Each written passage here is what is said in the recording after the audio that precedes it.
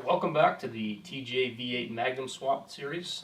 This is going to be video number 3, and today we're going to start talking about the wiring that we need to do in order to put the V8 in the Jeep. Now the wiring, I think for most people, is kind of the more difficult part. It's the thing that kind of scares them away, and I was kind of in the same boat. The wiring was the thing that I had the least amount of confidence with going into this, so I decided to tackle it first, and I figured if I could get the wiring done, I knew for sure I could get the rest of the swap done.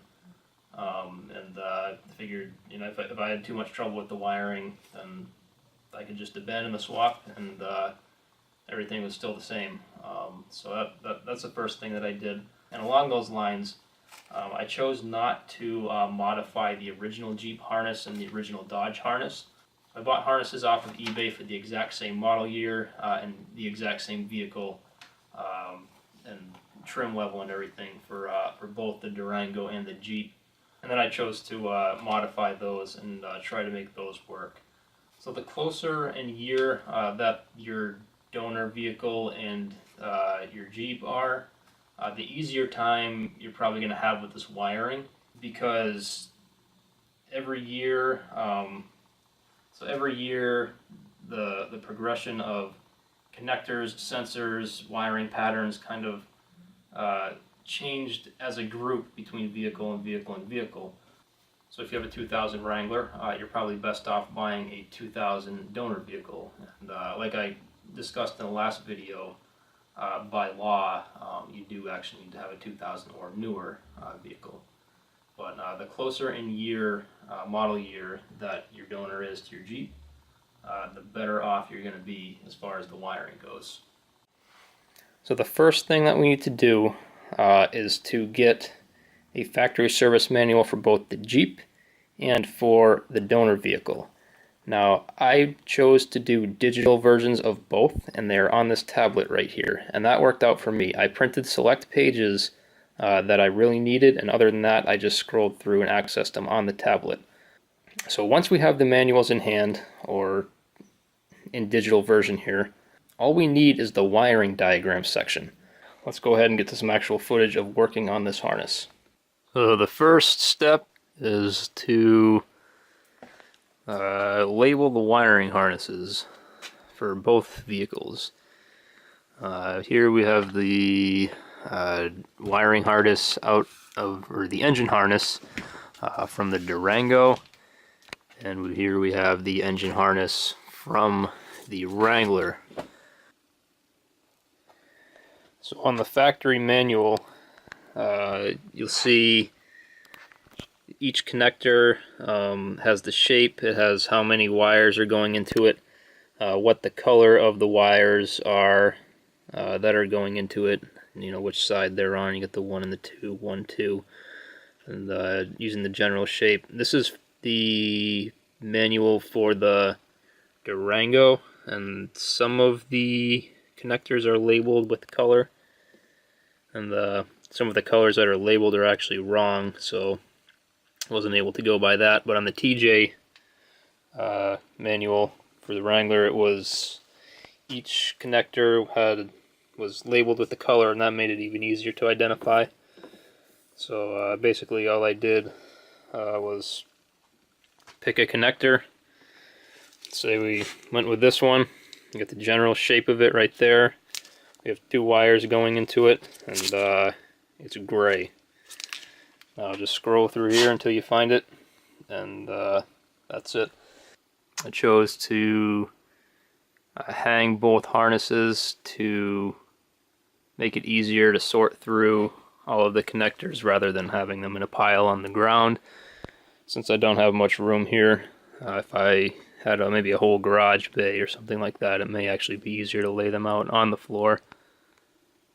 But that's not really something I have available right now. So once I had both harnesses fully labeled, I went through and made a list of the connectors that were needed and the ones that were not needed. I made this list purely from my knowledge of what's needed to make an engine run. So if you want to look at this list and take notes on it, feel free. Otherwise, I guess you're just going to have to figure it out which ones you need and which ones you don't. So the ones that I said that I needed, fuel injector, air intake temperature sensor, ignition coil, distributor, crankshaft position sensor, throttle position sensor, manifold absolute pressure sensor, upstream oxygen sensor, downstream oxygen sensor, engine coolant sensor, or engine coolant temp sensor, generator slash alternator, so it was labeled differently between the two vehicles, but it's the same thing. Oil pressure sensor, idle air control motor, automatic transmission, park neutral position switch, output shaft speed sensor. These last three were only because I chose to do the automatic transmission. These wouldn't have been on here had I chosen to do a manual. And then I made a list of the ones that weren't needed. I chose not to do AC at the time of the swap. So I put the AC connectors on this list, but I did end up including them in the long run on the harness in case I decide to put AC in someday. So the ones we didn't need were C105, C106, C182. These are just connectors that bridge between the engine harness and the body harness on the Durango, and we don't need those on the TJ. Then we had the duty cycle slash evap purge solenoid. So this is part of the emissions equipment, and on the TJ this is included in the body harness, so we don't need that wiring on the engine harness because that would be redundant and it wouldn't make any sense. Now from there, after figuring out what specifically was needed to make the engine run, I compared the Durango harness to the TJ harness to figure out which connectors were the same on the TJ harness. Because if the connectors were the same, then I didn't have to transfer anything from the Durango harness to the TJ harness. So fuel injectors, they were the same, but I needed to add 4 because it was going from a 4-cylinder to a V8. So I took 4 of the fuel injectors from the Durango harness and put them on the TJ harness. Yes, for a lot of these were all the same. I think one of them, after the fact, the engine wasn't running right, so I ended up having to swap a couple wires. It was a 3-wire connector. I had to swap the middle one with one of the outside ones because they were in a different order for some reason than between the two vehicles. I know this is probably getting pretty complicated and really hard to understand without actually seeing what's going on. But once you dive into it, you'll get a little better understanding of it, and I think it will make a lot more sense. And then for the ones that were different, I ended up having to splice in the Durango equipment into the TJ harness. Some of them were simply cutting off the old connector and soldering on the new connector. And some of them involved adding wires or taking away wires.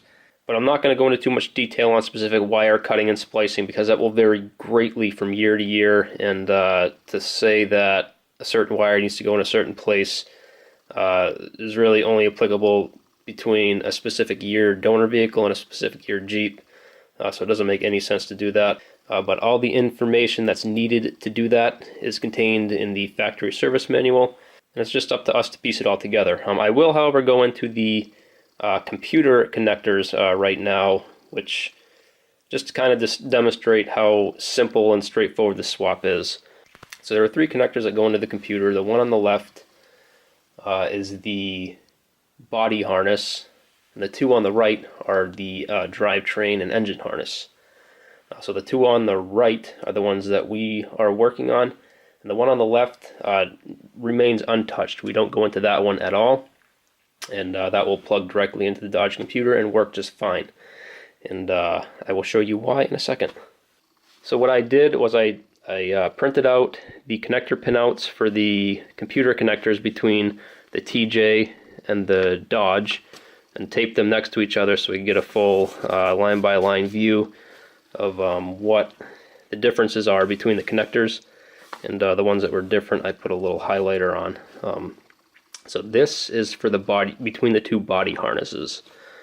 So you can see the only thing that I put a highlight on was the power steering pressure switch sense, which the Jeeps have and the Dodges don't. So that one just got abandoned in place. and everything else was exactly the same. Now if we move on to connector C2, the middle connector, you can see there's a little bit more blue in there, but still not terrible. All these are just things that need to be either pinned out of that connector or pinned in, or swapped around, whatever the case may be. And finally we have the last connector, which is, we only have 2 spots on here of things that need to be changed, which were only for the automatic transmission, believe it or not. So if I did a manual swap, this connector would have theoretically not needed to have been modified either. So moving back to the middle connector, the one that needed the most work, you can see one was for the transmission, one was for a fuel injector, another for the transmission, fuel injector, transmission,